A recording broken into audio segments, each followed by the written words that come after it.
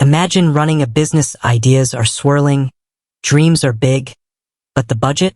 Well, that's a different story. Enter the magical world of free software, a beacon of hope for bootstrapping entrepreneurs everywhere. But is all that glitters gold? Today, we're diving deep into Zoho, a popular suite of business applications, to answer the burning question. Does Zoho have a free version? And if so, what's the catch? For those unfamiliar, Zoho offers a comprehensive set of tools, CRM, project management, email, you name it. It's a one-stop shop for managing your business, potentially eliminating the need for multiple subscriptions and scattered data. Sounds like a dream, right? But before we get carried away, let's explore the free tier. Zoho does indeed offer a free plan, aptly named the Free Forever plan. Now, forever is a strong word, but for individual users or small teams just starting out, it can be a game changer.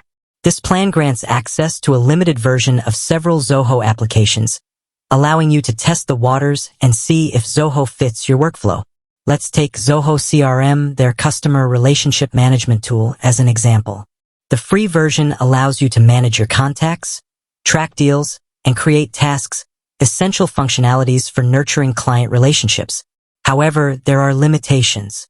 You might have a restricted number of contacts or deals you can manage, and some advanced features like automation or detailed reports might be locked behind a paywall. The free plan also extends to Zoho Mail, offering a decent amount of storage for your emails and basic collaboration tools. You can create documents, spreadsheets, and presentations using Zoho Writer, Sheet, and Show, respectively. Again, these are stripped-down versions with limited features compared to paid subscriptions. So, the big question, is the free version enough? It depends. For a solopreneur or a team of two, the free CRM and collaboration tools might suffice for managing basic tasks and client interactions. But as your business grows, limitations become apparent. You'll likely need more storage, advanced features, and functionalities that come with paid plans. Zoho offers a variety of paid plans with different tiers and features. These plans cater to businesses of all sizes, from startups to large enterprises. Upgrading unlocks additional features like increased storage, automation capabilities, detailed reporting, and customizability. It's important to compare the features of each paid plan with your specific business needs to find the right fit. But hold on, the free plan isn't entirely useless even for established businesses.